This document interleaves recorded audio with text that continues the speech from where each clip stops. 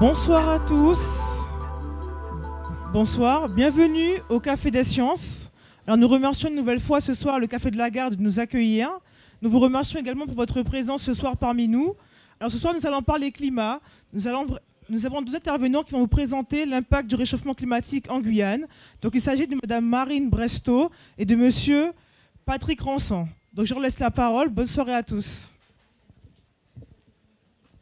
Bonsoir à tous. Bonsoir. Merci d'être venus aussi nombreux, hein. C'est un plaisir. Le changement climatique est un sujet parfois un peu anxiogène, mais votre présence nombreuse a un côté rassurant. Merci à la Canopée des Sciences de nous accueillir ce soir et au Café de la Gare. Nous allons ce soir vous présenter la TRAC, la trajectoire de réchauffement de référence pour l'adaptation au changement climatique en Guyane. C'est le fruit d'un gros projet pour Météo France, un projet très mobilisateur, le projet Socle Outre-mer. La TRAC s'appuie sur un nouveau jeu de projection climatique qui représente une grande avancée par rapport au jeu précédent Guya Climat. Avec une approche simplifiée, elle donne plus d'efficacité aux futures politiques d'adaptation au changement climatique en Guyane. Cette volonté de simplification et d'efficacité, on la retrouve sur des portails d'accès dédiés, d'un accès facile, tout un chacun, grand public, jusqu'au scientifique le plus pointu, pourra s'emparer des résultats à son niveau d'utilisation. Une démonstration par Marine est prévue ce soir. Ce sera le moment de vous présenter les premiers résultats, des résultats encore parcellaires. Tout n'est pas fini dans le projet Socle Outre-mer, mais des résultats déjà significatifs et qui ouvrent la voie vers des études plus approfondies pour mieux cerner les enjeux du climat de demain en Guyane. Après les partenaires scientifiques, les services de l'État, la presse, bien ce soir c'est notre premier tour de chauffe vers le grand public. C'est un jalon vraiment très, très important pour nous. Le niveau d'implication de la population en Guyane aura très probablement un fort impact sur l'ambition des politiques d'adaptation qui restent encore à définir pour la Guyane. En avant-propos, pour bien situer le sujet, nous allons vous expliquer un peu les mécanismes à l'origine du changement climatique et au niveau plus local, vous faire un point sur le changement climatique déjà observé en Guyane. Donc je laisse la parole à Marine. Donc bonjour à toutes et tous. Vous voyez à l'écran le plan de la présentation. Donc effectivement, on va d'abord faire une présentation rapide du changement climatique et puis ensuite on déroulera sur la TRAC. Donc pour bien poser les bases, on représente bien sûr Météo France en Guyane, mais Météo France ne s'occupe pas que de la météo.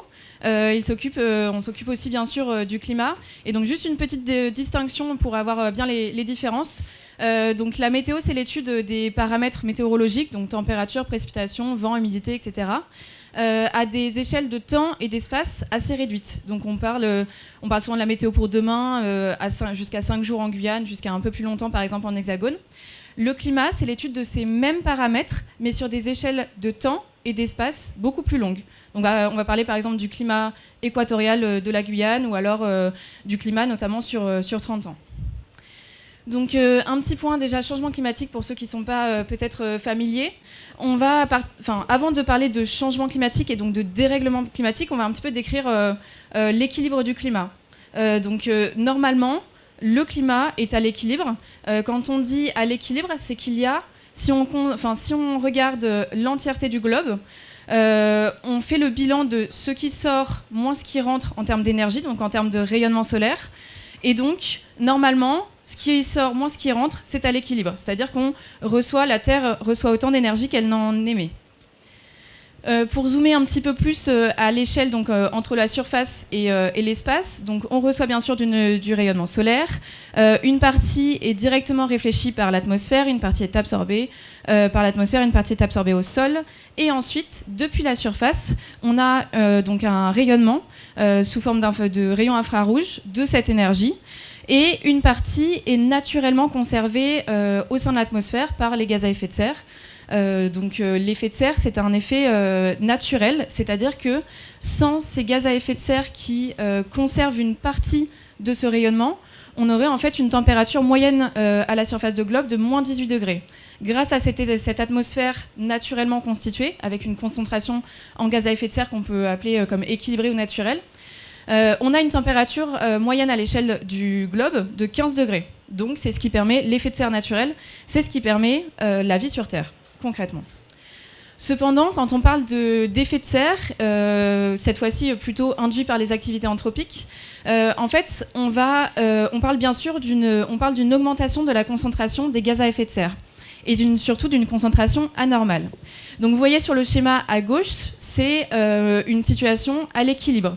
Donc là, on a une certaine concentration de gaz à effet de serre, mais en fait, l'atmosphère reste relativement perméable au gaz, et donc une partie du rayonnement est réfléchie, mais une bonne partie, quand même, est émise vers l'espace.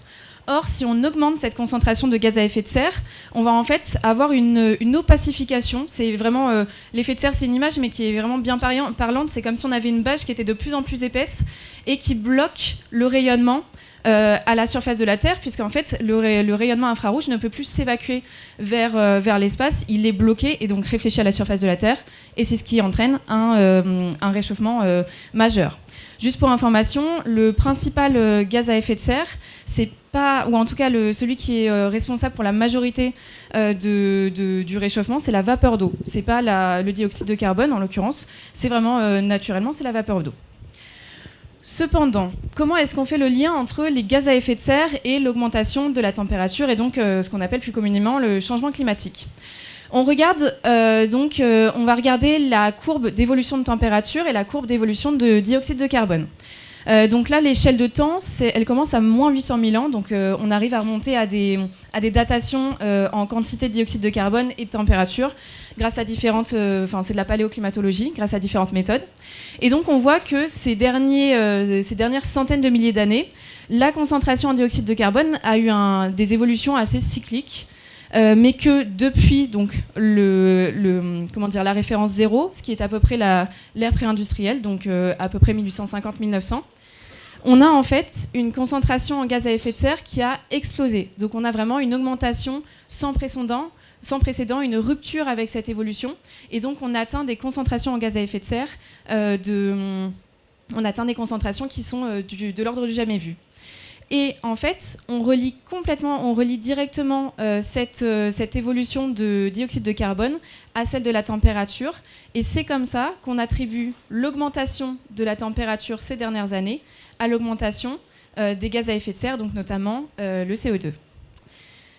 Si on va juste un petit peu plus... une autre manière de voir, c'est aussi de regarder, donc, en bleu, c'est l'évolution de la température de surface de la Terre qui est simulée avec seulement ce qu'on appelle la variabilité interne ou externe de la Terre, c'est-à-dire sans activité anthropique.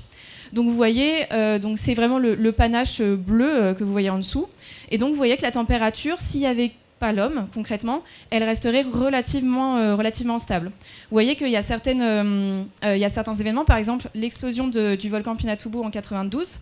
En fait, une explosion de volcan, ça libère des gaz dans la stratosphère, ce qui induit ensuite un refroidissement. Donc là, vous voyez, par exemple, l'explosion a causé un refroidissement pendant 1 ou 2 ans, et puis ensuite, la température a de nouveau évolué. Les autres paramètres qu'on définit comme naturels, c'est par exemple l'évolution des paramètres astronomiques. Quand l'obliquité, c'est-à-dire l'axe de rotation autour duquel la Terre tourne, eh bien, elle varie un petit peu, on reçoit plus ou moins de rayonnement solaire, et on sait qu'une petite variation de rayonnement solaire a une grande incidence sur la température sur Terre. Sauf qu'en fait, si on rajoute donc, la courbe de l'évolution de température simulée en prenant en compte les activités humaines, on obtient le panache marron. Donc c'est vraiment, vous voyez, la petite courbe marron et puis après avec le panache.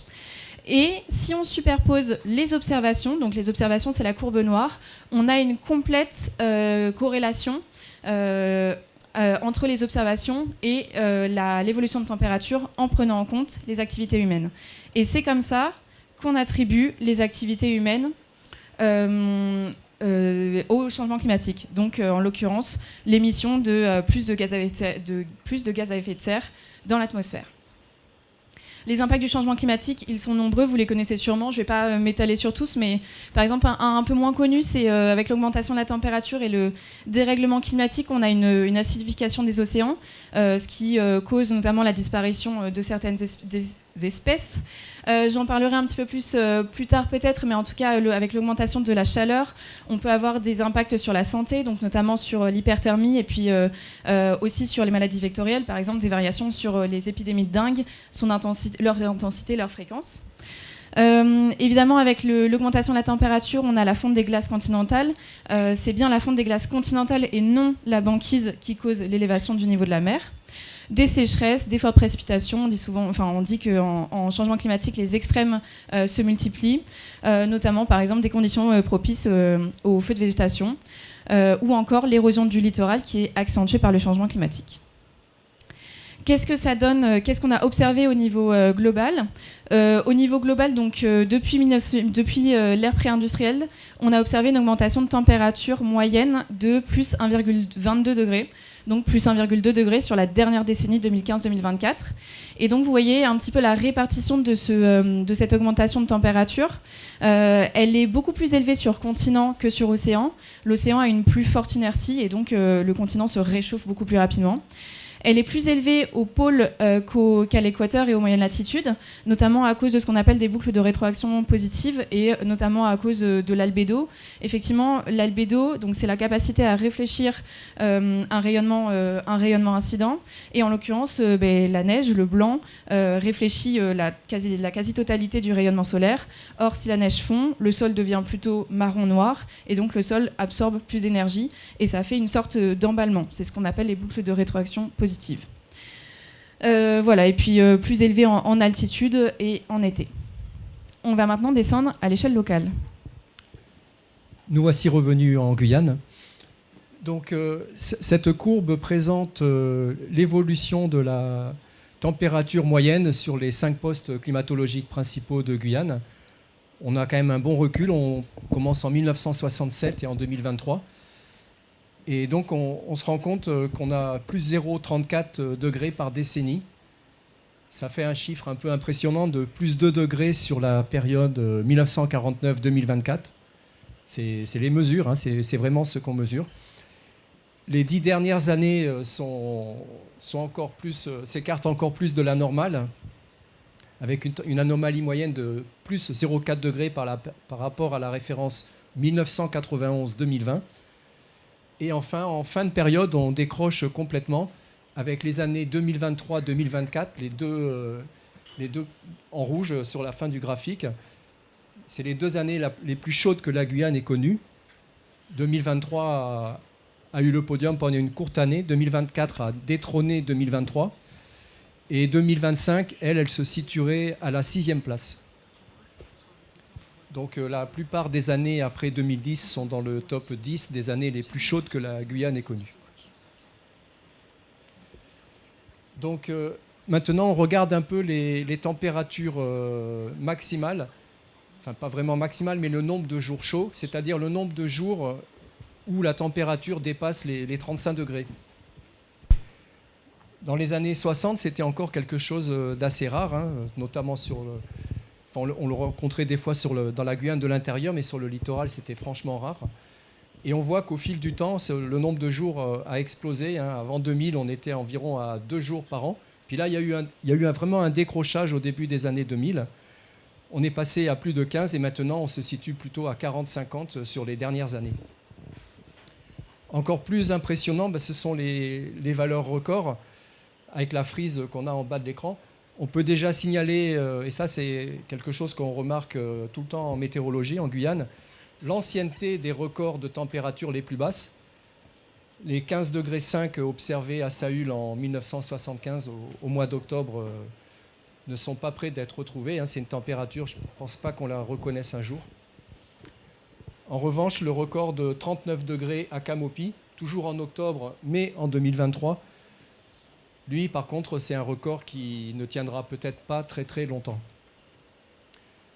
Pour dire, juste avant, 1986, on a franchi pour la première fois la barre des 37 degrés en Guyane, c'était à Camopi.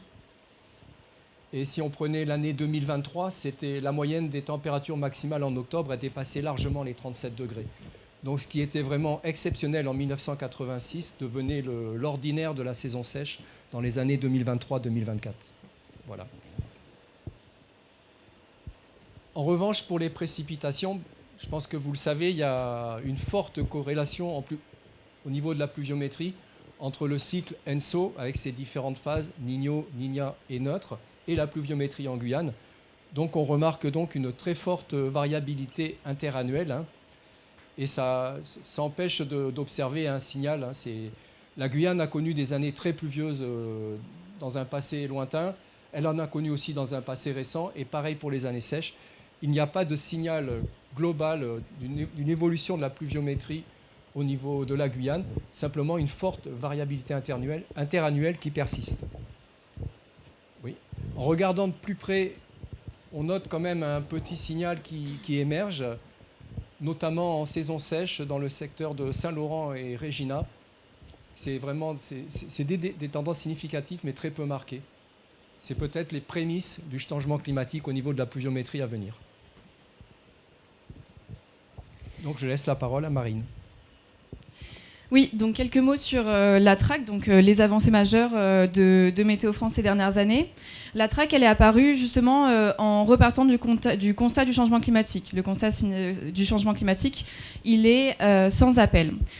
Sauf que ces dernières années, avec donc l'utilisation des scénarios du GIEC, donc des différents scénarios d'émissions de gaz à effet de serre qu'on ne va pas détailler, on avait en fait une diversité de directions dans lesquelles aller. Et donc, par exemple, la CACL pouvait sélectionner un scénario d'émission intermédiaire, la CTG un autre. C'est une image pour illustrer qu'on n'avait pas de direction unique, de trajectoire unique vers laquelle aller. Et donc, il y avait en tout cas, on n'avait pas la meilleure efficience pour la mise en place des politiques d'adaptation. Donc, en partant de ce constat, le gouvernement a élaboré le plan national d'adaptation au changement climatique et donc sa troisième version en 2023 a pu délivrer des niveaux donc la TRAC a pu décliner la TRAC pour la France hexagonale et la Corse. Et donc, la TRAC, en fait, c'est au lieu de partir de scénarios, on réfléchit plutôt en niveau de réchauffement planétaire. C'est-à-dire qu'on estime qu'en 2030, le globe, la température à la surface de la Terre, sera de plus 1,5 degré par rapport à l'ère pré-industrielle. À l'horizon de 2050, on aura plus 2 degrés, et à l'horizon de 2100, on aura plus 3 degrés. Et donc, la TRAC, c'est la déclinaison de ces niveaux de réchauffement planétaire à l'échelle globale. Donc vous avez ici les niveaux pour l'hexagone, et c'est pour ça que vous avez sûrement déjà entendu le plus 4 degrés à l'horizon de 2100, comment s'adapter à une France à plus 4 degrés. Qu'est-ce que ça... donc comment est-ce qu'on le relie juste un tout petit peu pour faire un petit pont avec les scénarios du GIEC. Déjà quand on place ces niveaux, ces augmentations de température aux échéances, on voit qu'en fait la TRAC, donc elle a bien un nom de trajectoire, puisqu'en fait elle suit de manière assez proche la médiane du scénario SSP 245. Le SSP 245, globalement, c'est le scénario d'émissions modérées, qu'on appelle aussi tendanciel, business as usual. Donc, si les politiques sociétales perdurent de la manière dont elles sont actuellement. Ce choix, donc, je voulais présenter un petit peu comme un choix politique. Cependant, il s'appuie sur des réels constats scientifiques. Et donc, ça a été une collaboration, bien sûr, scientifique et politique. Il s'appuie notamment sur des rapports très, très récents qui projettent une augmentation de température du globe de plus 3 degrés à l'horizon 2100. Et vous verrez, on verra tous, notamment dans le prochain rapport du GIEC, qu'effectivement, on est vraiment proche de cette valeur, en tout cas en termes de projection médiane. La plus-value de la track et l'objectif principal, c'est donc de simplifier ce message, cette évolution du changement climatique pour permettre une meilleure élaboration et prise en compte et efficience des politiques d'adaptation, donc pour avoir tous et toutes collectivement une direction du changement climatique. Cependant, deux petites remarques, elles ne couvrent pas les scénarios du pire, c'est-à-dire que si vous gérez une centrale nucléaire sur le littoral, je ne sais, enfin n'importe où, la track ne suffira pas. Là, dans cette présentation, on parle uniquement des politiques d'adaptation. Néanmoins, les politiques d'adaptation fonctionnent en symbiose avec les politiques d'atténuation. Si on veut s'adapter à ce futur, il faut autant des politiques d'adaptation que des politiques d'atténuation. Donc, petit récap. Donc, pour la track, on part des hypothèses que les impacts du changement climatique dépendent quasiment uniquement du niveau de réchauffement global atteint, donc les 3 niveaux que j'ai cités tout à l'heure, et au contraire qu'ils dépendent beaucoup moins du scénario, donc de la trajectoire pour l'atteindre, et de la date exacte à laquelle on va l'atteindre. En somme, on s'occupe un petit peu plus de à quoi on va devoir s'adapter et un petit peu moins à quand et comment exactement. Mais on sait qu'on a des objectifs au niveau mondial et au niveau régional. On va voir ce que ça donne. C'était donc l'objectif du projet Socle Outre-mer dont a parlé Patrick. Ce projet Socle Outre-mer, il avait 3 objectifs affichés. Bien sûr, la mise à disposition de la track sur l'ensemble des territoires d'outre-mer qui sont montrés juste ici. Pour l'instant, ce ne sont que des départements, des drom-toms tropicaux. Bien sûr, il y avait aussi un aspect de production de nouvelles simulations climatiques. Donc, on ne s'est pas seulement contenté d'analyser, d'évaluer et de corriger des simulations existantes, mais il y a eu à Météo France la production de nouvelles simulations. Et puis, pour valoriser tout ça, bien sûr, le développement des services climatiques associés. Donc, vous avez ici la déclinaison de la track sur tous les territoires qui la possèdent actuellement, et donc avec les niveaux ici guyanais. Qu'est-ce que ça donne pour nous en Guyane ? Donc vous voyez les niveaux de réchauffement planétaire ici, et vous voyez la déclinaison au niveau local, donc plus 1,7 en 2030, plus 2,3 en 2050, et plus 3,5 à l'horizon 2100. La 3e ligne du tableau ici, c'est plutôt c'est les évolutions, c'est la traduction de ces niveaux, mais par rapport à un climat plus récent, un climat plus palpable. Oui. Alors, on va vous donner quelques petits outils de langage. Donc, les anomalies sont au niveau les comparaisons globales, on utilise l'ère pré-industrielle, mais quand même, c'est pas une période qu'on connaît franchement bien. Et donc, on va plutôt la période de référence qu'on utilisera le plus, ça sera quand même la période 1991-2020, ce qui correspond à ce qu'on peut appeler un passé récent. Et enfin, les résultats. Comme on a un ensemble de données, on a 10 modèles différents qui ont tourné, ça nous permet d'avoir des incertitudes et de les quantifier. Et donc, on considère qu'un résultat est valable quand 80% des modèles vont dans le même sens, comme il y en a 10. Il faut qu'on ait 8 modèles sur 10 qui aillent dans le même sens pour considérer un résultat comme significatif. Et les valeurs que l'on présente, il y aura bien sûr la médiane, et on rejette les 10% résultats les plus élevés, et pareil pour les 10% résultats les plus bas. Donc, je ne sais pas qui était là en 2021, on avait fait un peu le même exercice avec Guya Climat, mais là on a vraiment complètement changé de braquet, hein, la différence est vraiment importante. Ça serait un peu, moi je pense, inutile vraiment de comparer les résultats, on ne part pas des mêmes périodes de référence. Donc c'est des chiffres qui ne sont pas franchement comparables. Avec la track, il faut retenir qu'on parle en cible d'adaptation.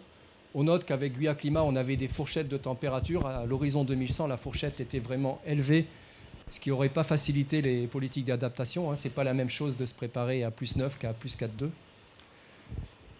Et surtout, la grande plus-value, elle est sur le jeu de modèles. Guya Climat s'appuyait seulement sur 3 modèles, avec une résolution qui était vraiment faible. Et on avait des informations uniquement à la station, mais en fait, c'était de manière statistique. On pouvait extrapoler autour d'une station, mais c'était une vue de l'esprit, on n'avait pas de résultats autour des stations. À la différence, Socle Outre-mer, c'est quand même un jeu de 10 modèles. Ça permet quand même de donner de la confiance et de la robustesse aux résultats. Une résolution de ces modèles variable, mais sur la Guyane, elle est fine, à l'échelle de 12 km sur la Guyane, 200 km à l'extérieur. Et enfin, les résultats sont spatialisés en points de grille de 2,5 km de côté. Et ça permet tout un tas d'études ultérieures sur des zones différentes.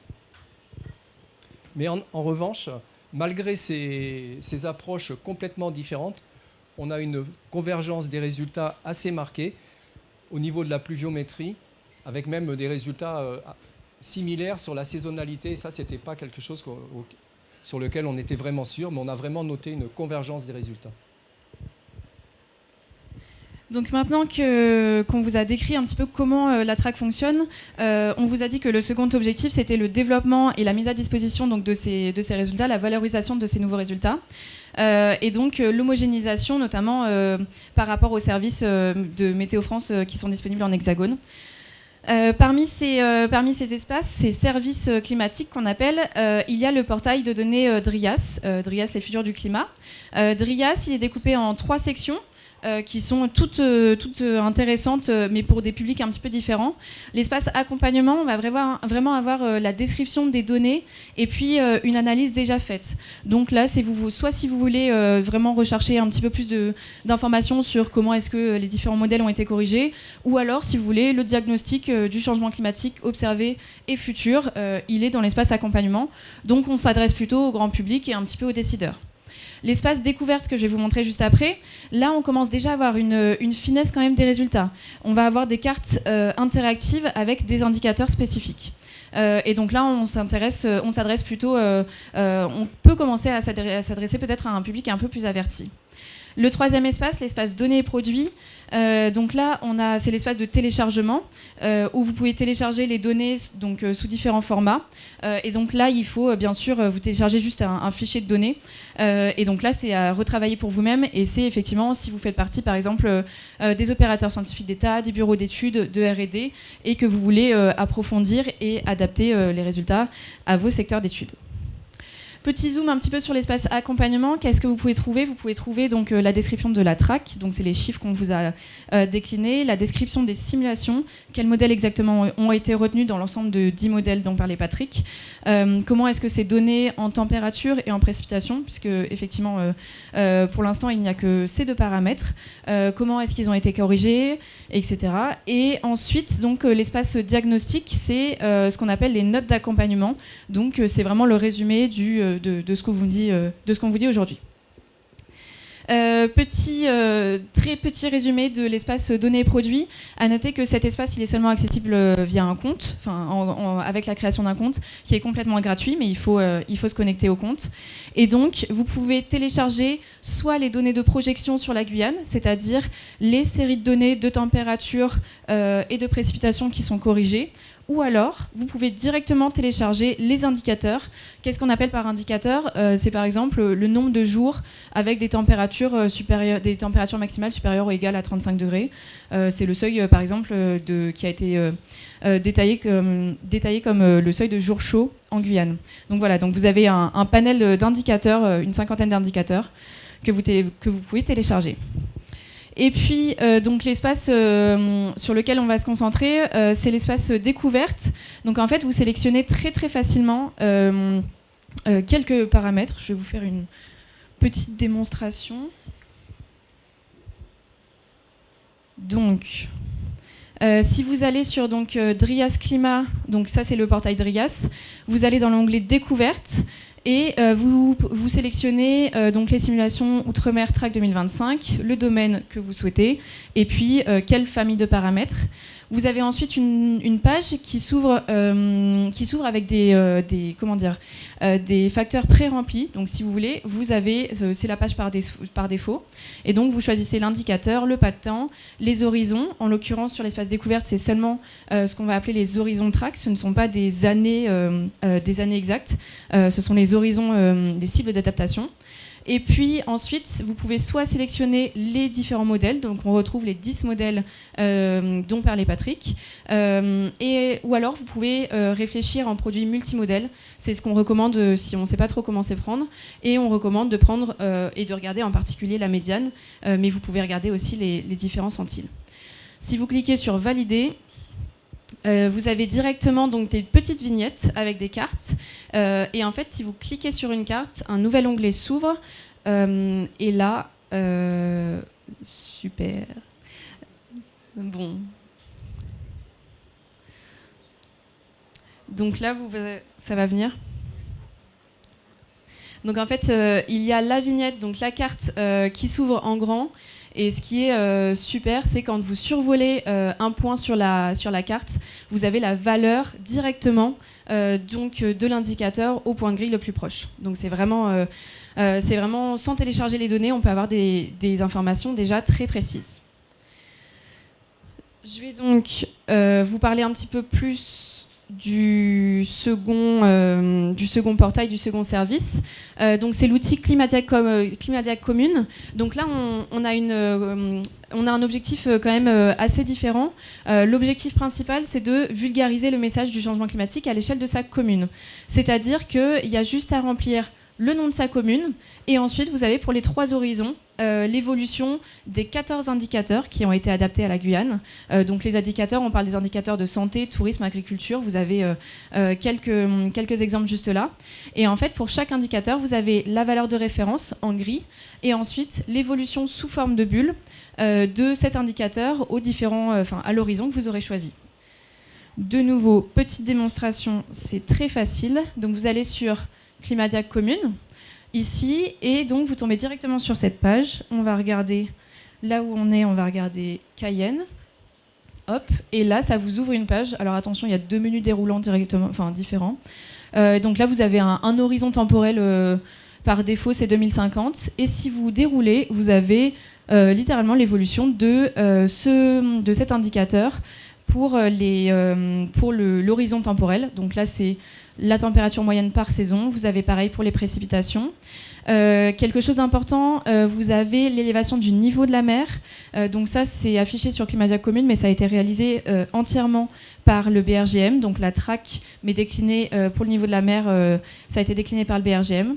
Et donc voilà, donc ça, c'est l'élévation médiane du niveau de la mer à la latitude de la Guyane pour l'horizon 2050. Et donc, si vous descendez, vous avez tout le reste des indicateurs, et vous pouvez retrouver juste dans le menu déroulant à droite tous les indicateurs ici, et les indicateurs qu'on appelle sectoriels spécifiques, notamment pour l'agriculture. Il faut les sélectionner et ils s'affichent juste ici. C'en est fini pour la démonstration. Bien, voici maintenant les premiers résultats sur la Guyane. J'espère que je ne vais pas trop plomber l'ambiance. Donc, on commence par les jours chauds. Par jour chaud, on entend les jours où la température maximale dépasse les 35 degrés. Donc, dans la climatologie du passé récent, c'est une climatologie modèle du passé récent, on note que les jours chauds se focalisent sur la Guyane de l'intérieur. Une large bordure littorale et un grand proche intérieur ne connaissent pratiquement pas de jours chauds. Et ensuite, dans les 3 cartes, nous présente l'évolution du nombre de jours chauds. Ce qu'on constate, c'est une hausse progressive. Dès le premier horizon, on a une évolution à la hausse. Et pour arriver carrément en 2100 à une majorité de jours chauds, sur pratiquement toute la Guyane continentale. Si on regarde bien, on peut voir une très fine bordure littorale qui reste en blanc, encore tempérée par les alizés. Le nombre de jours dépassant les 35 degrés va rester très faible, voire voisin de zéro, mais c'est vraiment sur une étroite frange littorale. Si on passe maintenant aux nuits chaudes, une nuit chaude, c'est une nuit où la température minimale ne descend pas en dessous de 24 degrés.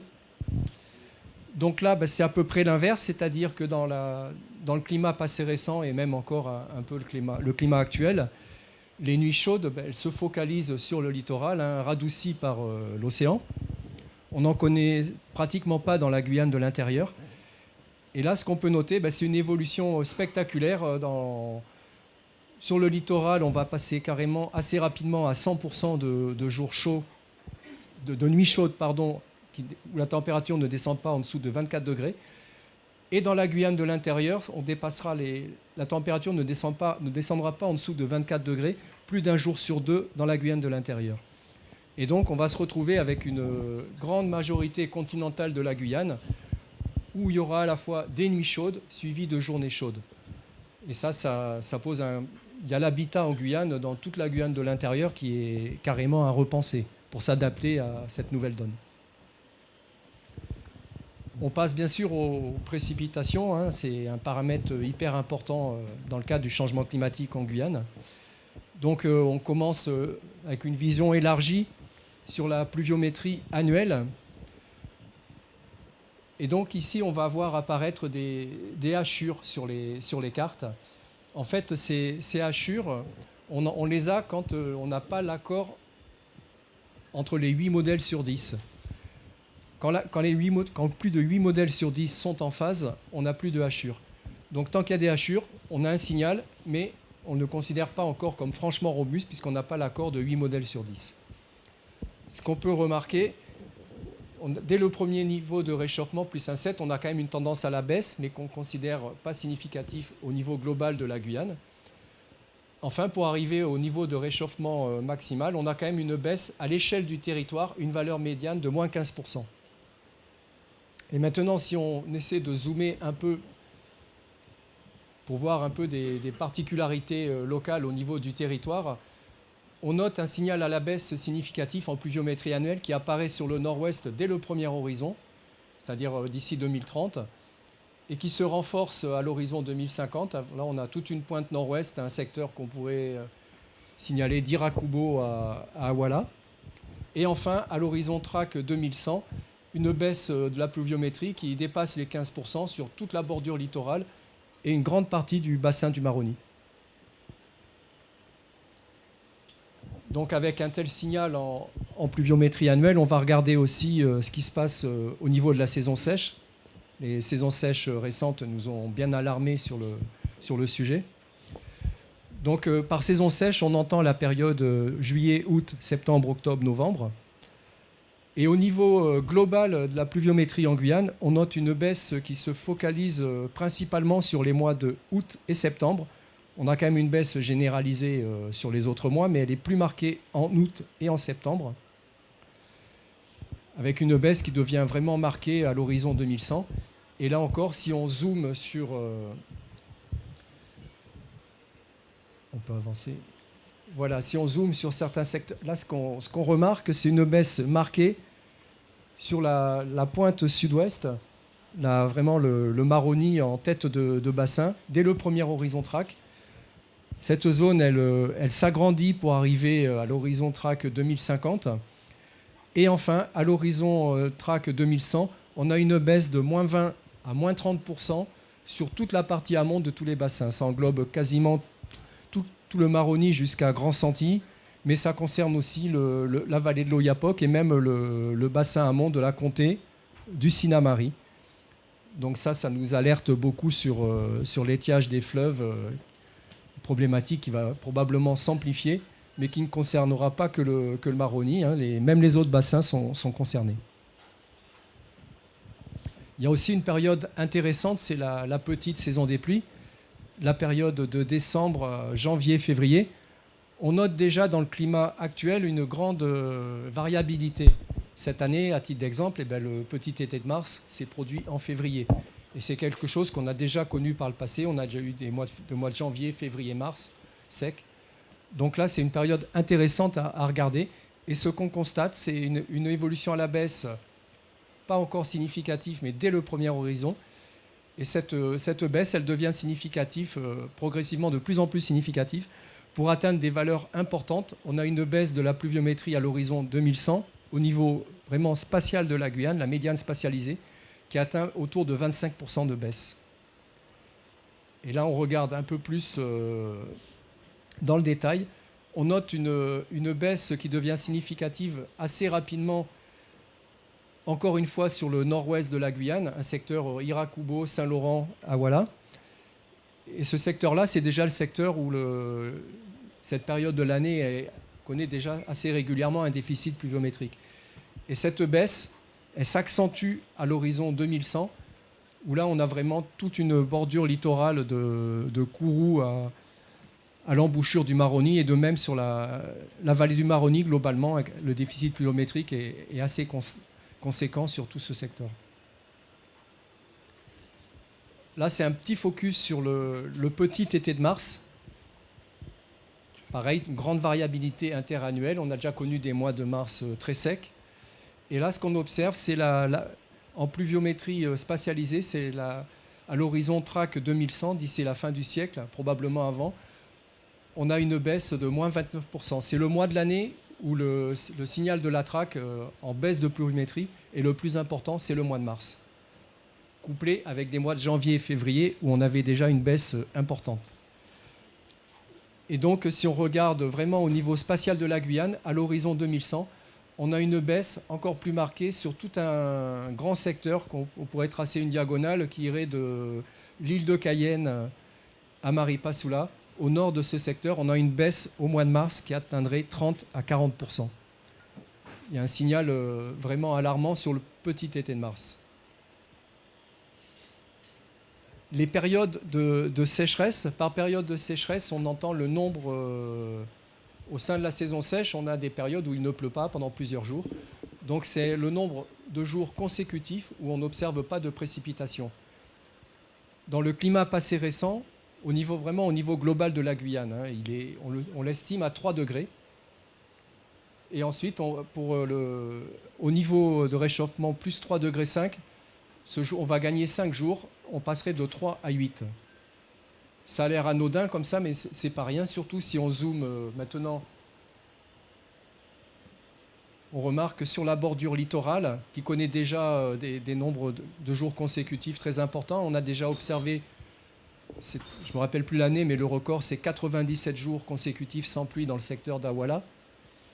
Donc là, le gain, il est beaucoup plus important. Il dépasse on gagne de 10 à 15 jours sur la bordure littorale, en moyenne, du nombre de jours consécutifs sans pluie. C'est une hausse importante. Et donc, pour résumer un peu les enjeux associés à ces projections, donc avec les nuits chaudes et les températures maximales, on a un grand problème d'habitat à repenser en Guyane.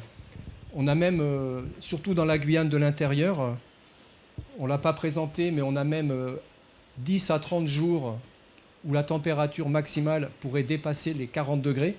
On ne parle pas de record, on parle de 10 à 30 jours où on pourrait dépasser en température maximale les 40 degrés à l'horizon 2100 sur le Haut-Maroni, des communes comme Grand Santi qui connaissent déjà des températures très élevées en saison sèche. La baisse de la pluviométrie annuelle, elle est importante. Elle atteint 15%. C'est un phénomène généralisé à l'échelle du territoire, mais bien sûr, on surveille la pluviométrie sur les bassins amont avec des problématiques qu'on a connues en 2023-2024 qui pourraient devenir de plus en plus récurrentes, mais même s'aggraver. Et enfin, il y a aussi un autre signal important, c'est la baisse importante qu'on a remarquée entre janvier et mars. Là, on pourra avoir... on gardera certainement une grande variabilité sur cette période de l'année, mais les années où on connaîtra un petit été de mars très allongé et sévère, qui pourrait s'étirer de janvier à mars ou de février à mars, à tel point qu'on pourrait plutôt parler de petites saisons sèches, vont devenir un phénomène de plus en plus récurrent. Et à ce moment-là, on pourrait avoir des enjeux feux, que là actuellement, c'est assez rare, mais c'est quand même quelque chose qui arrive. On a déjà parfois des feux de savane en mars. Mais ça, c'est, à mon avis, l'enjeu feu va probablement augmenter et pourrait s'étendre certaines années, au début d'année, à la période février-mars. Et les saisons sèches, beaucoup plus sévères sur la partie amont des bassins, soulèvent vraiment le problème de la navigabilité sur le Haut-Maroni, mais aussi les remontées de biseaux salins comme Saint-Laurent en connaît ou sur la Comté. Voilà. Donc on va clôturer cette présentation avec quelques perspectives. Tout d'abord, justement comme disait Patrick, sur les aspects sectoriels, c'est des données de projection de paramètres météo-climatiques, mais ils ont d'énormes conséquences sur à peu près tous les secteurs qu'on connaît au quotidien. Patrick vous a parlé donc de la ressource en eau. On va pouvoir étudier les sécheresses avec notamment la variabilité des précipitations et l'évolution des saisons. Dans quelle mesure est-ce que certaines saisons vont-elles s'amplifier ou s'allonger? Donc on pense en particulier à la saison sèche. À noter qu'il n'y a pas de signal sur la grande saison des pluies, c'est-à-dire qu'il n'y a pas de tendance significative d'évolution, en tout cas du cumul de précipitations durant la grande saison des pluies de avril à juin. Évidemment, ça a des implications, des conséquences sur le secteur de l'agriculture. Certaines cultures vont peut-être plus être forcément viables de manière naturelle en Guyane. Donc on parle de culture végétale, mais aussi par exemple de certains animaux. On sait que par exemple le buffle est plus résilient au changement climatique. Donc ça c'est quelque chose que le CIRAD notamment regarde. Et donc ça va être en lien avec le déploiement du portail qui s'appelle Climadiag Agriculture Outre-mer. Donc c'est littéralement la déclinaison, le pendant agriculture de Climadiag Commune. Et donc ce portail il va être rendu possible avec le déploiement, la correction de nouveaux jeux de données. Donc là, on vous a dit que depuis fin 2025, on a des jeux de données en température et en précipitation qui sont corrigés sur tout le territoire guyanais. Et en fait, à la fin de l'année, on va avoir des jeux de données en vent, en humidité et en rayonnement qui vont être corrigés aussi. Donc c'est notamment comme ça qu'on pourra regarder un petit peu plus l'évapotranspiration, peut-être avec d'autres données, notamment l'état de sécheresse des sols. Justement, avec ces nouvelles données d'humidité, de vent et de rayonnement, on va pouvoir s'intéresser aussi aux indicateurs sectoriels. Donc l'hyperthermie, donc ce phénomène physiologique qui est causé donc par une chaleur ressentie inconfortable. Donc la chaleur ressentie qu'on calcule, qu'on quantifie plus seulement avec la température. On est en Guyane dans un climat très équatorial et on n'a pas finalement les records de température comme on peut avoir en hexagone.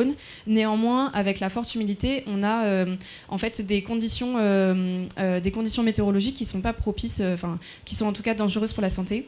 Et donc si on couple forte température avec forte humidité et parfois peu de vent, et en l'occurrence un fort rayonnement, on va avoir ce qu'on appelle des indices de confort thermique qui vont pouvoir nous permettre de quantifier ce phénomène d'hyperthermie et aussi bien sûr de manière spatialisée avec notamment les silos de chaleur urbains. Dans le secteur de l'énergie, on va pouvoir regarder le devenir des infrastructures. On sait qu'à peu près 60% de l'énergie électrique sur le littoral est produite par le barrage hydraulique de Petit-Saut. Qu'est-ce que ça donne avec les résultats sur la pluviométrie qu'on vous a présenté? Est-ce que le potentiel éolien va évoluer? Pareil pour le potentiel photovoltaïque. Et puis, dernier mais pas des moindres, la biodiversité. Comment est-ce que justement certaines espèces vont évoluer? Comment est-ce que la forêt, qui constitue plus de 95% de notre territoire, va évoluer? Et puis aussi le secteur, bien sûr, des feux de végétation. Je terminerai avec juste une dernière slide sur l'aspect valorisation de ces résultats. Comme l'a dit Patrick, donc vous êtes notre première présentation grand public. On a d'abord présenté ces résultats donc à nos partenaires institutionnels, à nos partenaires scientifiques, à la presse. On va continuer de diffuser, de valoriser ces résultats via des supports qu'on va distribuer largement orientés grand public. La CEPANGUI et la CTG a aussi réalisé un questionnaire sur la perception du changement climatique, donc auquel on vous invite toutes et tous à largement répondre. Il y aura un QR code qui est posé juste là sur la table qui pourra vous être distribué. Donc le questionnaire il prend moins de 10 minutes et ça nous aide justement à construire un petit peu de manière sociologique comment est-ce que cette chaleur est ressentie. Et puis, dernier aspect, un aspect un petit peu plus réglementaire. Depuis donc fin janvier 2026, la TRAC a été inscrite au Code de l'environnement. Qu'est-ce que ça veut dire concrètement? Ça veut dire que la TRAC est inscrite dans la loi et son utilisation, donc l'utilisation des jeux de données qu'on vous a présentés, est désormais obligatoire pour quiconque fait des études d'adaptation. Donc par exemple, si la DGTM fait une révision de son schéma de l'aménagement... j'ai plus R. Donc vraiment tous les documents réglementaires devront désormais être adaptés avec les jeux de données de la TRAC. Donc elle constitue désormais la base de données officielle pour les études et la mise en place des politiques d'adaptation au changement climatique. Merci de votre attention.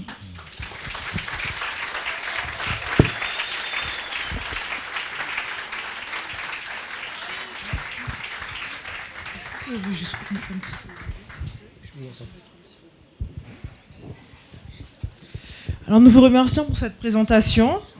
Alors pour ça, nous allons passer aux questions. Alors je dois juste vous prévenir que nous enregistrons la présentation. Donc je passerai devant chaque personne qui aura une question afin de parler directement au micro. Je vous remercie pour votre compréhension. Alors qui a une question à poser? Vous pouvez lever la main, je vais avancer.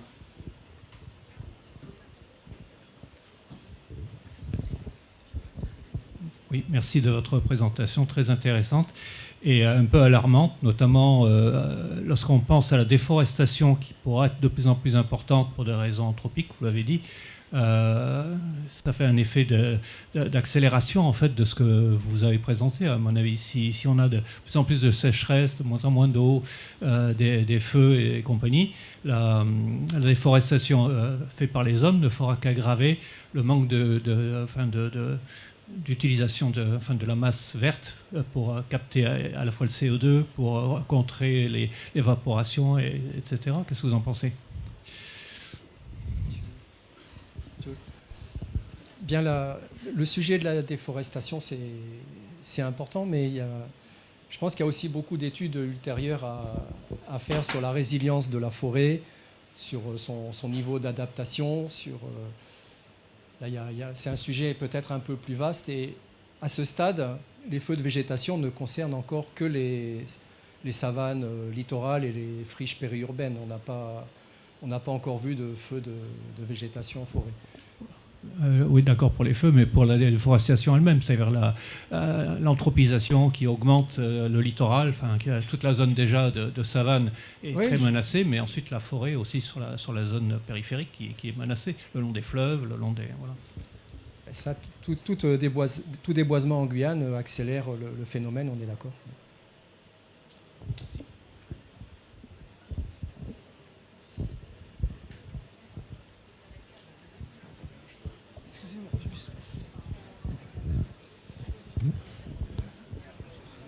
Bonjour, merci pour votre présentation, elle était très intéressante.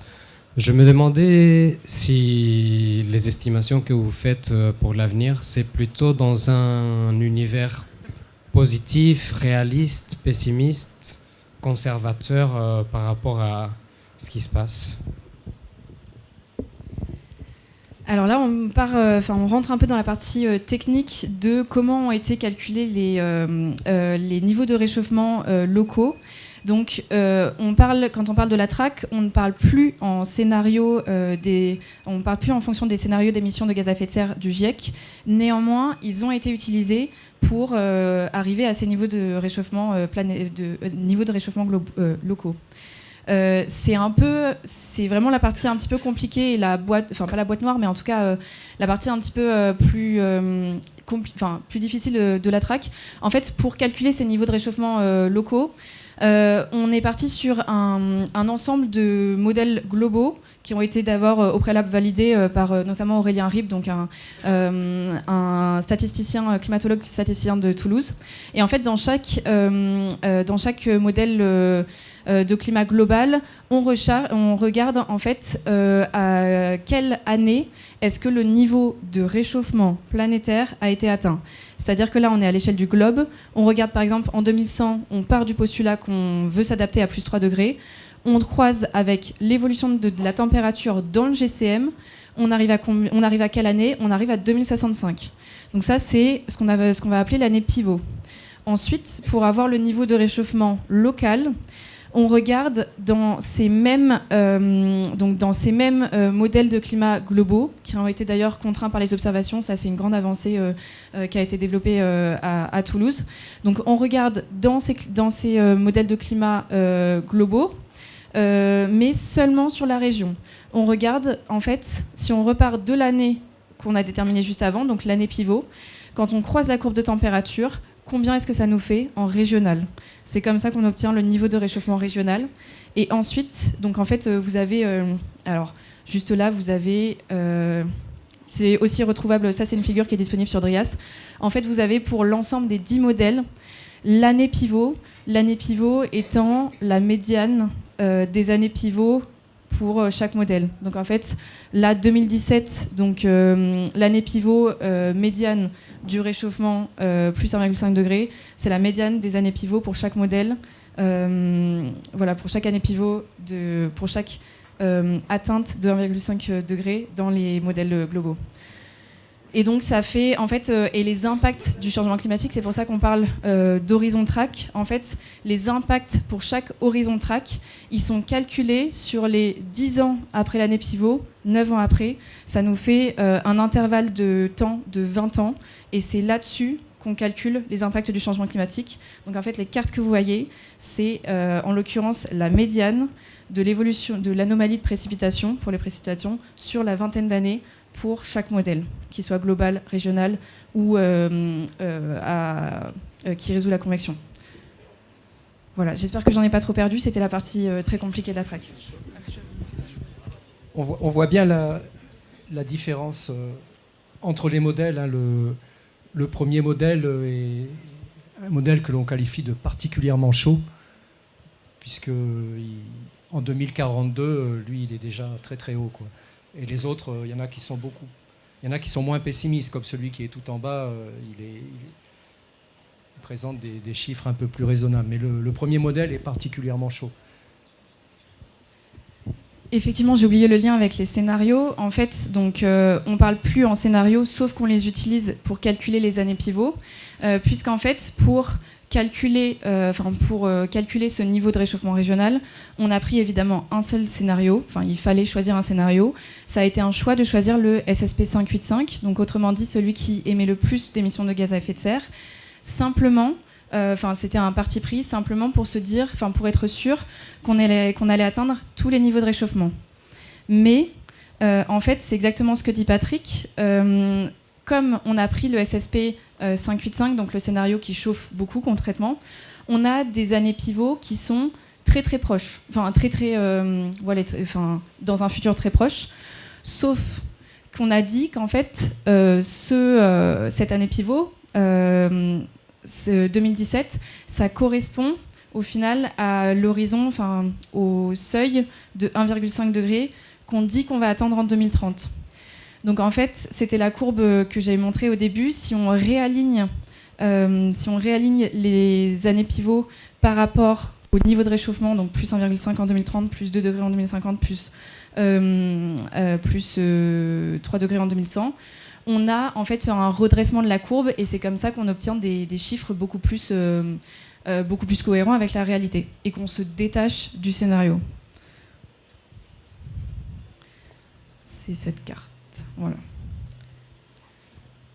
En fait, on redresse la courbe et on s'affranchit du scénario en faisant ça.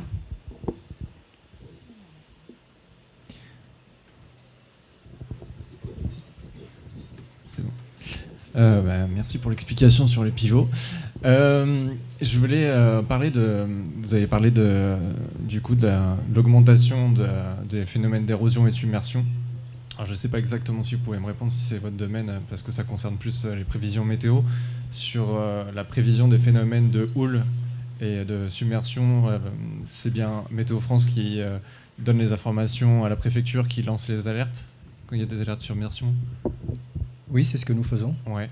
Et je voulais savoir du coup sur quelles données vous vous basez pour améliorer du coup le système de prévision de houle, parce que finalement, il y a beaucoup plus d'alertes ces dernières années qu'il y en a eu auparavant, peut-être lié au fait que c'est un problème vraiment beaucoup plus prépondérant.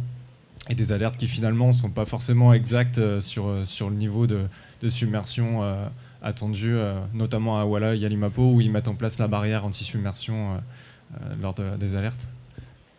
Je réponds déjà sur Awala et Yalimapo. En fait, on a un partenariat avec la CCOG et 8 jours, on fait des prévisions d'état de mer à 8 jours avec des seuils bien spécifiques pour les aider pour une aide à la décision pour mettre la barrière ou pas.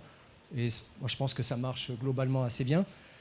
Après, si vous dites que les vigilances vagues submersion ont tendance à se multiplier, j'en suis pas certain. Là, c'est vrai qu'on est en plein dans la période et cette année, en fait, quand le petit été de mars est bien actif, comme on a pu le connaître en février, ça correspond généralement à des alizés soutenus sur tout le domaine atlantique et avec des épisodes de mer agitée durables. C'est vrai qu'au mois de février, on a eu des périodes, même au mois de mars et encore en avril.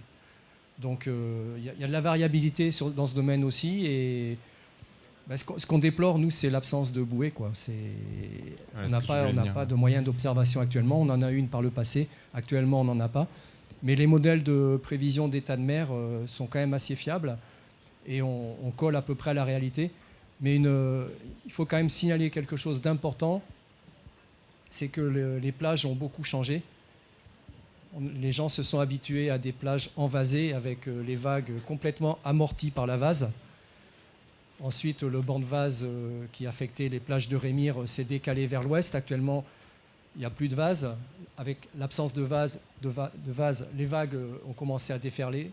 Le phénomène d'érosion s'est accentué. Et actuellement, on se retrouve avec une plage réduite et une pente importante. Donc d'une part, les vagues déferlent jusqu'au rivage. Et en plus, on a le phénomène de reflux dans la pente qui a tendance à aspirer vers le large. Dans ces conditions, évidemment, la baignade devient de plus en plus dangereuse sur le littoral guyanais. Et effectivement, sur la plage des Salines, c'est le cas, mais on voit même à Kourou où finalement, devant les restaurants, il y a quand même de la vase. Et il y a un bon banc de vase présent, et il y a quand même une érosion qui est actuellement très forte. Comment on l'explique ça finalement aussi Là, je vais botter en touche. Ouais. Et je vous inviterai à prendre attache avec le BRGM. Franchement, c'est les experts à ce niveau-là. Merci.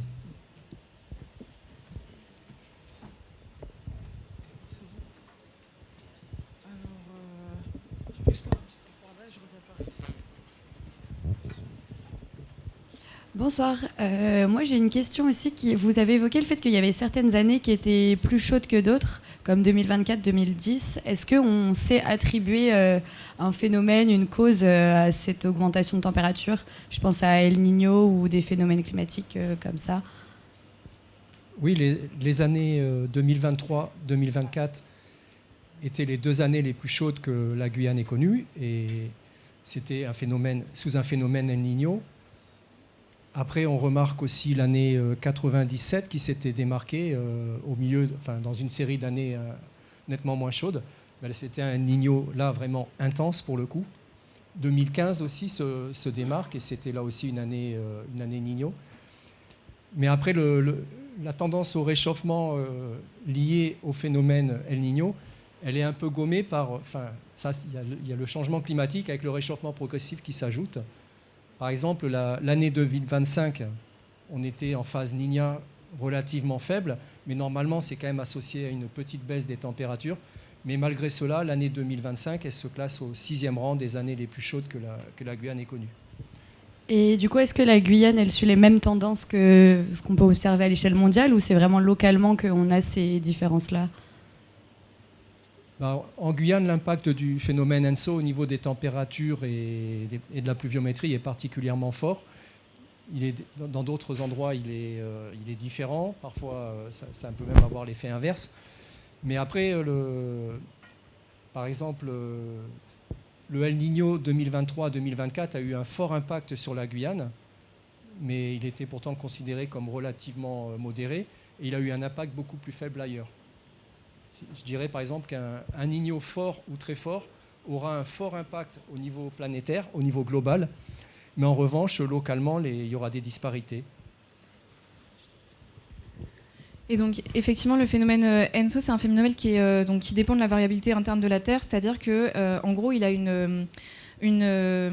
un cycle. Les cycles, donc l'alternance depuis la phase El Niño neutre, La Niña neutre, ça dure entre 2 et 7 ans. Donc on sait seulement depuis récemment un petit peu mieux appréhender, déjà identifier, c'est venu quand même il y a pas si longtemps. Donc on sait appréhender les phases. Et effectivement, comme l'a dit Patrick, donc chez nous en Guyane, La Niña, ça a des conséquences, ça a tendance à baisser la pluviométrie. Donc en La Niña, on va avoir des saisons augmenter. Donc on va avoir des saisons plus pluvieuses et des saisons sèches un peu moins sèches. Et normalement, c'est censé avoir un effet refroidissant sur les températures, mais par exemple, on voit que avec le changement climatique, on a cet effet qui est un petit peu gommé. Et donc, à l'opposé, en Guyane, une phase El Niño du phénomène, ça baisse la pluviométrie et ça augmente la température. Mais comme ce qu'on disait Patrick, c'est tellement un phénomène complexe à appréhender. Donc vraiment, le phénomène ENSO, c'est un gradient de température de surface de la mer dans le Pacifique Est équatorial qui a des conséquences vraiment partout dans le monde, c'est ce qu'on appelle l'effet papillon, et donc en l'occurrence, contraire. Il y a des endroits dans le sud de l'Amérique du Sud, on n'a pas les mêmes conséquences que en Guyane, par exemple. Donc c'est vraiment des conséquences qui doivent être regardées au niveau local.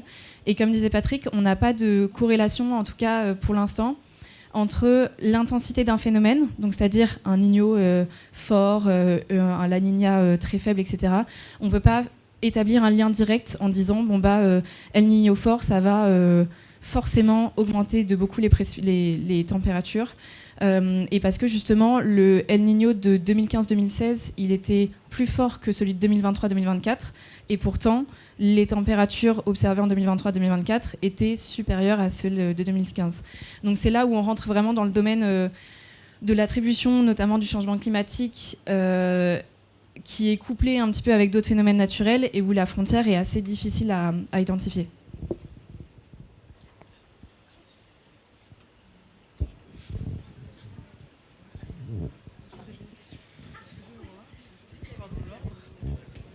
Bonsoir. Merci pour la présentation, c'était très instructif. Moi, j'ai une question, c'est par rapport à la réglementation thermique. Sur l'observation que je fais aujourd'hui, les habitations et les constructions qu'il y a, on propose systématiquement de mettre la climatisation, alors qu'on sait depuis très longtemps qu'il y a des bâtiments B-post ou des moyens d'amener de la fraîcheur dans les maisons et de construire des maisons intelligentes de bien des manières. Mais ma question, c'est de savoir comment en fait, on va implémenter ces solutions qui seront malignes plutôt que de choisir la facilité. Et malgré le fait que la TRAC, c'est la TRAC ou la PAC, je ne sais pas, qui va être mis en place et sur lequel on va demander le respect des règles et des normes qui vont venir par la suite. Qu'est-ce que vous avez observé sur ce terrain-là de la construction et du BTP et comment vous projetez? Est-ce que vous êtes optimiste sur le fait que ça va être respecté? Donc il y a deux aspects. Effectivement, donc vous parlez de l'habitat pour, en l'occurrence, mettre en vigueur peut-être une mesure. On va plutôt regarder le passé et donc effectivement regarder l'avenir en disant que ce qui s'est passé récemment va avoir tendance à s'amplifier.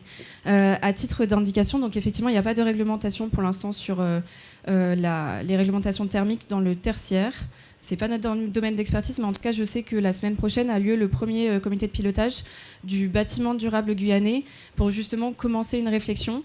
Et là-dessus, donc c'est l'association Aqua l'association Aqua travaille notamment beaucoup dessus. Et elle a élaboré un guide de l'urbanisme bioclimatique, c'est-à-dire qu'elle a vraiment chiffré, donc avec des expériences qui ont été faites avec un labo en Hexagone, en gros, par exemple, en utilisant les données météo, c'est-à-dire l'orientation du vent notamment, ils ont donc élaboré une sorte de quartier justement qui tirerait parti de cette bioclimatisation, donc des éléments de notre habitat naturel. Effectivement, pour l'instant, ce guide il est uniquement consultatif.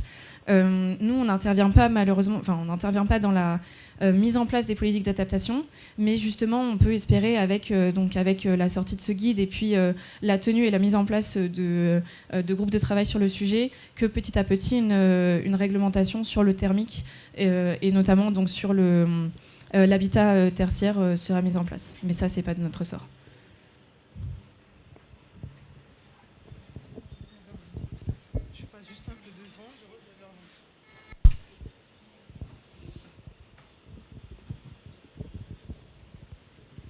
Moi, juste pour rebondir, je me demande si ça serait pas opportun de prévoir déjà une deuxième conférence qui parlerait des activités humaines et des conduites à tenir pour se projeter et puis avoir des perspectives. Parce que vous, votre job, c'est de faire tout ce que vous avez fait.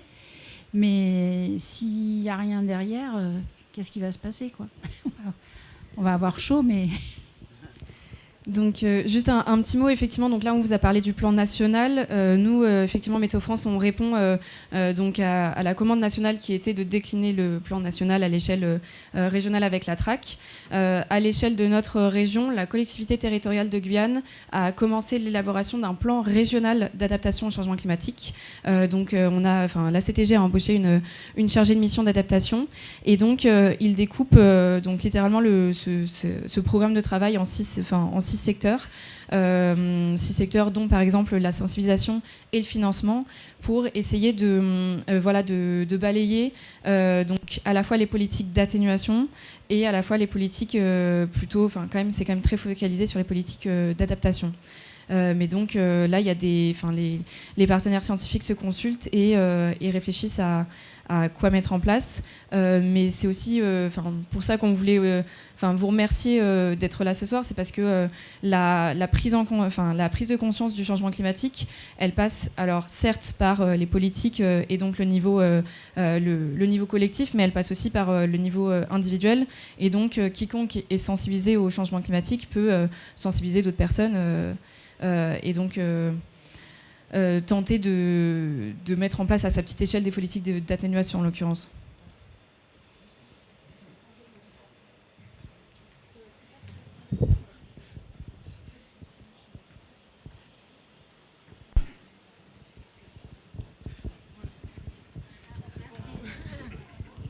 Bonjour, merci pour votre présentation. Je voulais savoir si on avait une idée ou des travaux en cours pour savoir à partir de combien de degrés certaines zones de Guyane seront considérées inhabitables en fonction des critères que vous avez dit, le confort thermique, les sécheresses, etc. Voilà, merci. Donc la quantification de l'hyperthermie, c'est un grand sujet qui devient forcément prédominant et de plus en plus important en contexte de changement climatique.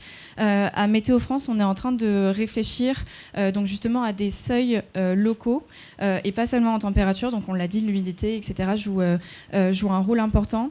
La prise de conscience, elle a quand même plus commencé aux Antilles, puisque en septembre 2023, en Guadeloupe, il y a eu des décès qui ont été attribués à des coups de chaleur. En l'occurrence, c'était un peu des personnes qui faisaient du sport à 15h de l'après-midi, mais elles ont quand même été attribuées à des coups de chaleur. Et donc, Météo France a répondu en produisant un bulletin qui fait un court retour sur situation en fait, du confort thermique sur les quelques jours précédents et une prévision sur les quelques jours suivants du confort thermique. Et donc, elle transmet ce bulletin à l'ARS. Et en fait, on est dans cette dynamique de formalisation de cette alerte, peut-être vers le grand public. On n'est pas encore sûr de la forme, si c'est une vigilance ou plutôt une météo des chaleurs.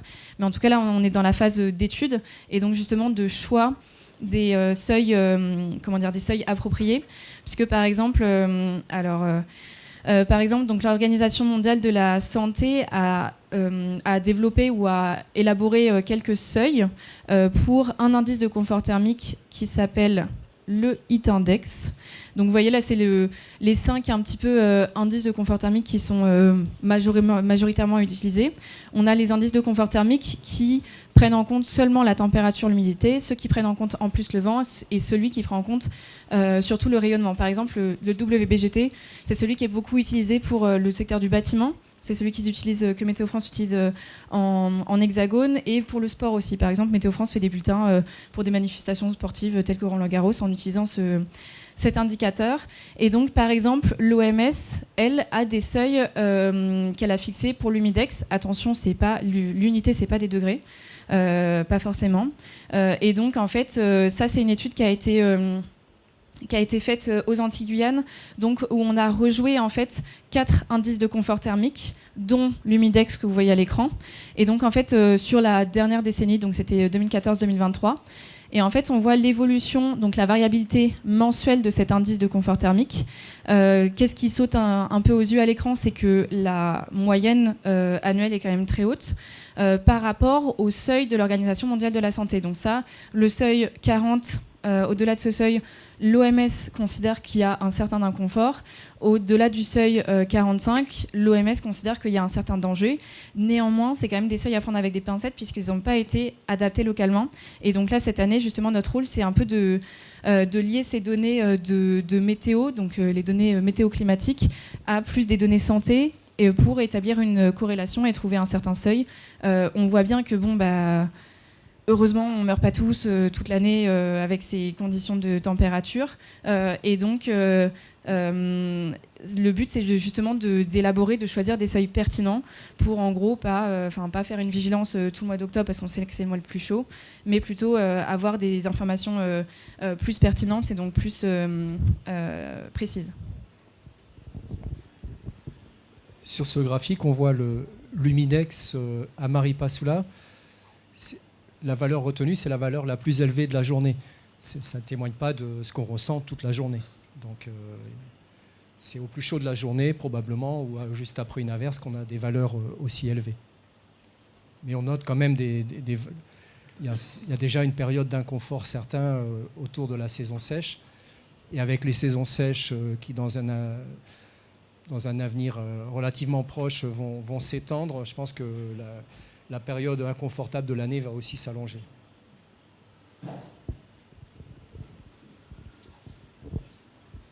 Et juste effectivement, il y a une thèse là-dessus à Météo France sur l'hyperthermie dans les Outre-mer qui utilise en l'occurrence le Heat Index. Mais c'est vraiment en cours d'étude. Oui, juste pour continuer cette idée, mais à quel moment ça sera non viable ici ? 50 degrés, humidité à 90, et là, on crève. Mais c'est là toute l'importance. Nous, on présente des données météo, mais c'est là toute l'importance des données de santé pour faire le lien. Et aussi, dans la quantification du confort thermique, il y a notamment le facteur de l'acclimatation qui rentre en compte. Donc en fait, on suppose que des gens qui vivent notamment en région tropicale sont plus habitués à la chaleur que des gens qui vivent aux moyennes latitudes. Et donc tout ça, c'est des choses à prendre en compte et qui sont réalisées en partenariat avec l'ARS et SPF, Santé publique France. Enfin, on ne peut pas tout seul dire que ce seuil est néfaste pour la santé. Il faut le lier justement à des données de santé. Jusqu'au point où, avec l'évolution que vous montrez, qui peut dépasser les 2100 et 2200, etc., pour l'avenir, où ça ne fait qu'augmenter. Donc, du coup, on se retrouvera dans une impasse. L'adaptation humaine va être à ses limites. Mais justement, on ne sait pas encore dire si l'humain justement va s'adapter parce qu'il y aura plus d'acclimatation. Il y a peut-être des régions qui sont encore plus mal loties que la Guyane à ce niveau-là, quoi.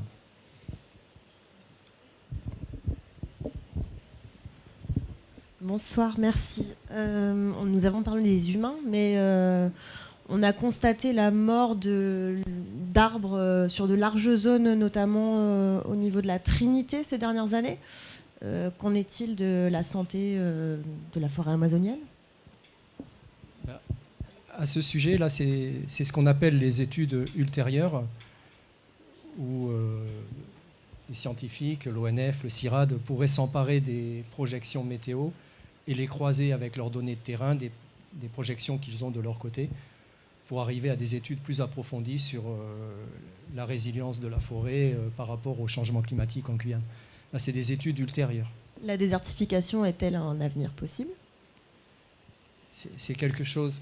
Désertification, on parle plutôt de savanisation. C'est un processus qui s'est un peu enclenché dans le sud de l'Amazonie. Mais il faut savoir que c'était déjà un secteur qui connaissait une pluviométrie nettement plus faible qu'ici et soumis à une déforestation plus intense. Donc c'est quelque chose qu'on doit garder, être un peu en alerte à ce sujet en Guyane, mais on n'est pas du tout dans le même contexte que le sud de l'Amazonie en tout cas.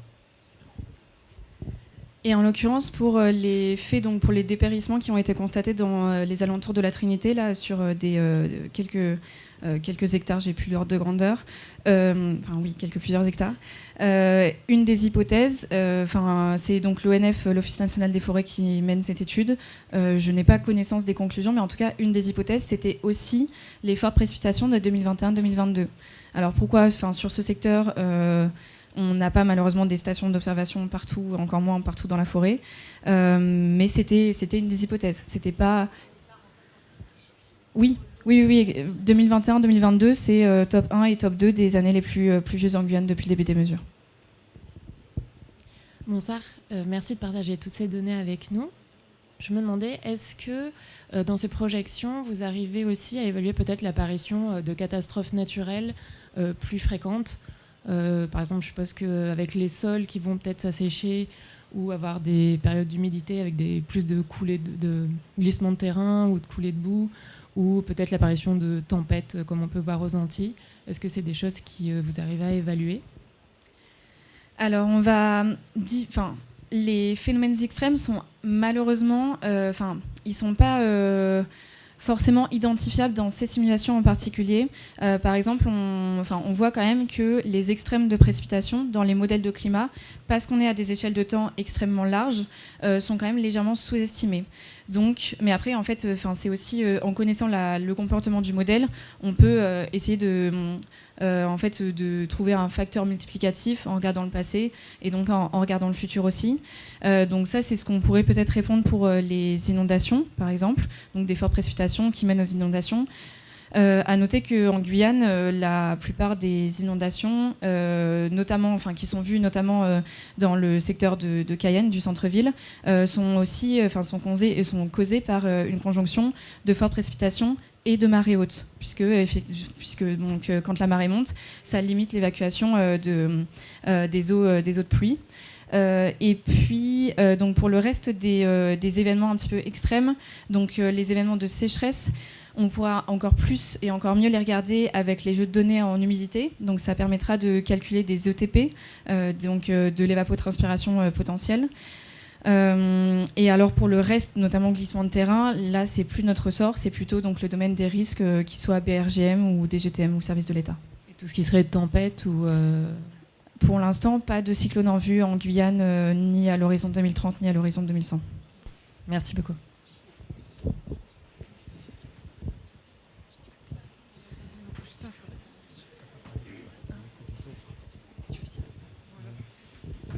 Un dernier mot à ce sujet, c'est les inondations urbaines. L'enjeu va automatiquement augmenter du fait de la montée des eaux. C'est-à-dire que d'ici 50 ans, si jamais on gagne 20 à 30 cm, on n'aura pas besoin d'un épisode pluvieux forcément significatif pour avoir un débordement dans des zones comme dans les zones basses de Cayenne, voire Saint-Laurent même, qui lui aussi est soumis à la marée.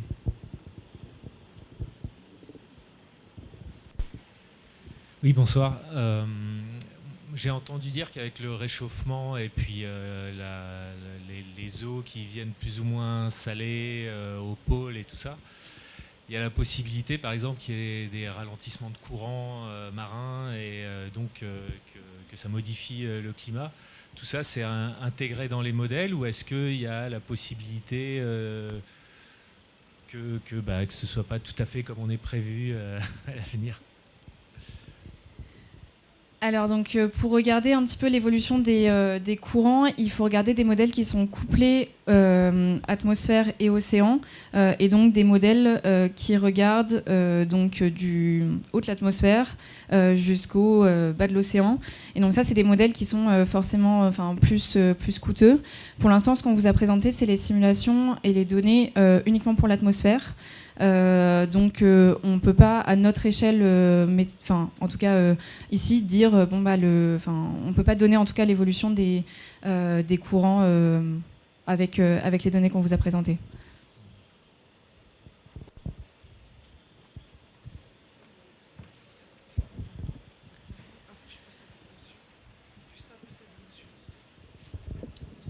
Tout à l'heure, vous avez effectivement parlé de 2021-2022 où il y a eu de fortes précipitations. Du coup, ça aura forcément un impact sur les niveaux d'eau au niveau du Maroni et de l'Oyapock. Moi, je travaille pour les communes de l'intérieur chez EDF. Et on a eu du coup des centrales qui ont été soit inondées ou à Somaripa qui a été détruit à cause de ça. Est-ce que c'est des phénomènes du coup qui vont peut-être s'accentuer avec le temps ?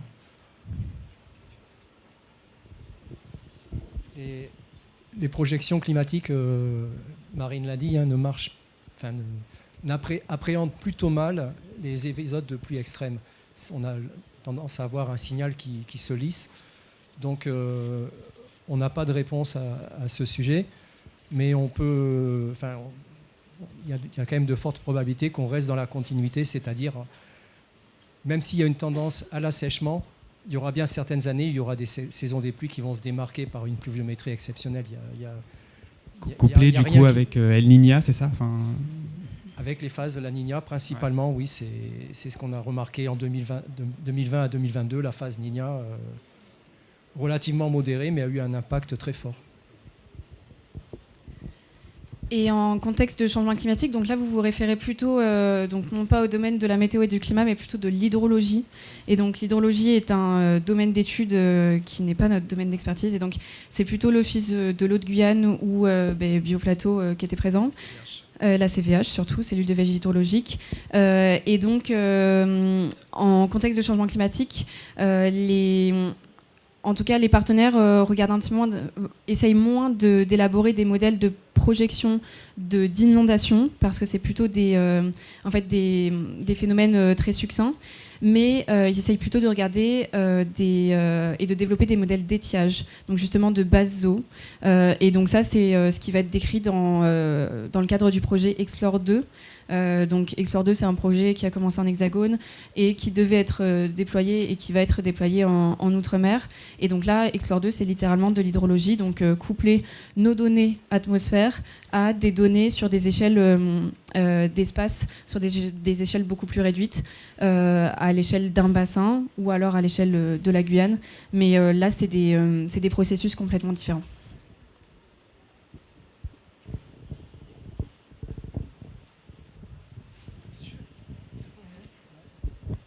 Bonsoir. Vous nous avez montré tout à l'heure une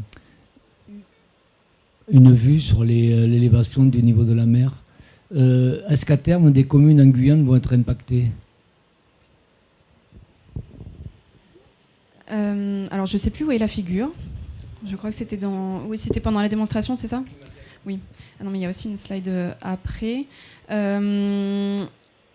Ça, c'est plutôt le travail du BRGM, puisque effectivement, c'est le BRGM qui a élaboré la TRAC, mais en version élévation du niveau de la mer. Et donc, en l'occurrence, l'élévation du niveau de la mer, c'était pas la même méthodologie. Voilà, c'est là. C'était pas la même méthodologie parce que, au contraire des paramètres comme la température, là, on fait vraiment des hypothèses fortes avec la TRAC. On dit que la température, l'augmentation de température à l'échelle de notre région, elle dépend uniquement de l'augmentation de température à l'échelle du globe. Et donc, on vous l'a dit, ça dépend. On fait l'hypothèse que ça dépend peu du comment est-ce qu'on va atteindre cette température. Ça, c'est quelque chose qui ne peut pas être pris en compte pour l'élévation du niveau de la mer, puisque l'élévation du niveau de la mer a beaucoup d'inertie, et donc c'est un un paramètre qui est intégré. C'est-à-dire qu'on ne peut pas juste regarder la situation en 2050 pour dire ok, on pense que le niveau de la mer va s'élever de temps. Il faut regarder tout ce qui s'est passé avant. Donc voici les chiffres qui ont été élaborés par le BRGM. Donc vous voyez en gras la médiane de l'augmentation du niveau de la mer en Guyane pour les différents horizons, horizon 2030, horizon 2050 et horizon 2100. Et là, vous avez l'image qui est visible sur Climat Commune. Et donc, en lien avec ces évolutions et donc ces nouvelles données spatialisées à l'échelle de notre territoire, c'est le BRGM qui ensuite établit des cartes avec des nombres de jours où un certain point, une certaine zone peut être soumise à ce qu'on appelle des submersions chroniques. Submersion chronique, c'est exactement ce qu'expliquait Patrick, c'est en fait avec un niveau de la mer qui est globalement, on va dire à zéro actuellement, il faut des fortes marées pour avoir une inondation de manière chronique, c'est-à-dire qu'on ne considère pas ce qui tombe du ciel, on considère juste le niveau de la mer. Or, si on considère que le niveau de la mer il augmente, et ben alors là, en fait, avec juste une marée haute, on va pouvoir inonder concrètement plus de zones. Enfin, la mer va pouvoir rentrer plus loin. Et donc ça, c'est des cartes qui sont élaborées par le BRGM. Ça a commencé avec Via Climat en 2022 et sur les villes de Cayenne, Kourou, et là, je crois qu'ils sont en train de regarder Macouria.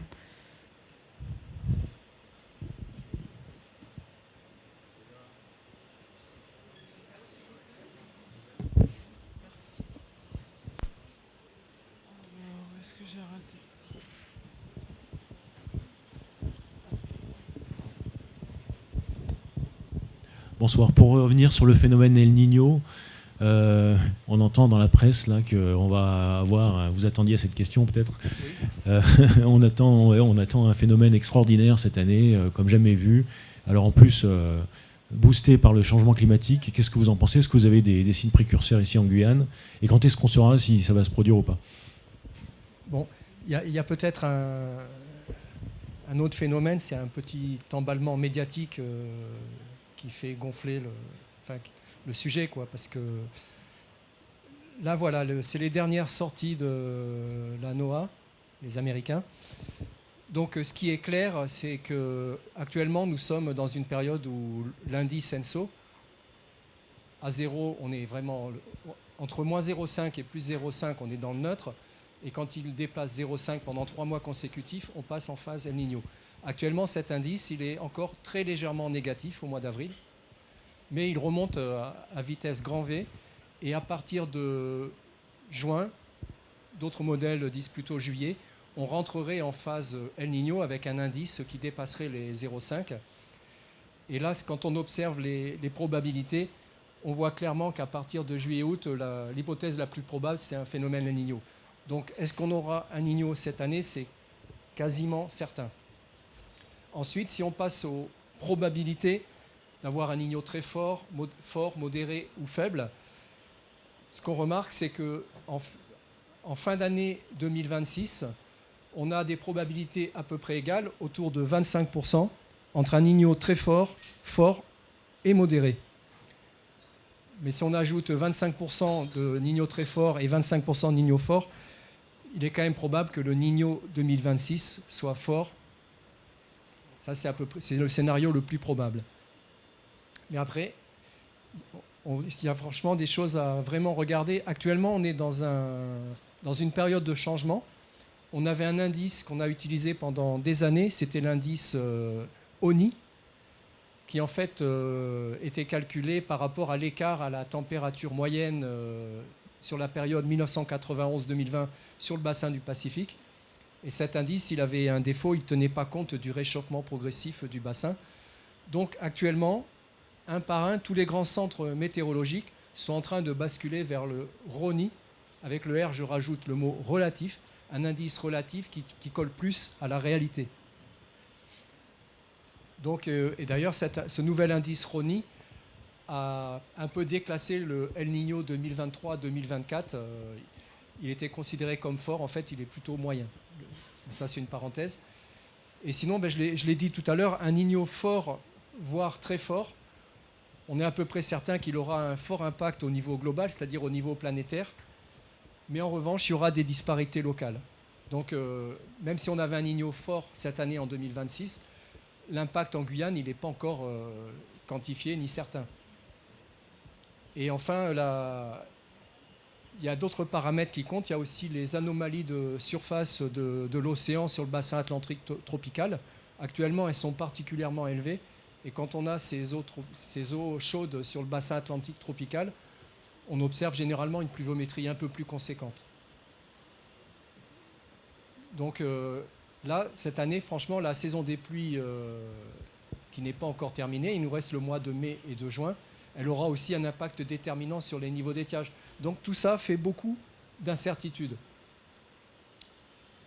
Et il y a aussi une chose, c'est que le El Niño 2023-2024, il s'est arrêté courant 2024, bien avant la saison sèche, et pourtant la saison sèche 2024 a été sévère, et il y a eu un effet aggravé parce qu'on a eu 2 saisons des pluies minorées par le El Niño et 2 saisons sèches assez marquées. Et l'impact s'est principalement ressenti en 2024. Donc cette année, on attend une saison sèche sévère, c'est probable. Mais après, quantifier vraiment ce qui va se passer, il est encore trop tôt. Et enfin, il faudra aussi surveiller 2027, parce que 2027 va commencer avec une phase El Niño, ça c'est quasiment certain. Et après, il y a toujours un temps d'inertie entre la phase Niño et la reprise d'une pluviométrie plus conséquente. Donc, peut-être pas aller trop vite et on attend de voir un peu ce qui va se passer. Chaque mois, de nouveaux runs des grands centres climatiques mondiaux alimentent le sujet. Merci. Alors, nous allons clôturer cette présentation. Donc, la Canopée des Sciences vous remercie pour votre intervention ce soir et vous remercie également à tous pour votre venue. Alors, je vais vous présenter la prochaine thématique, donc le prochain Café des Sciences qui aura lieu le 21 mai sur la thématique des orchidées aux palmiers, ce que l'ADN nous révèle sur l'évolution des plantes. Et il sera présenté par Pascaline Salvado, chercheure post-doctorante à l'IRD sur le projet d'Opomic. Alors, est-ce que je l'ai mal prononcé ? Voilà. En tout cas, merci beaucoup et bonne soirée à tous.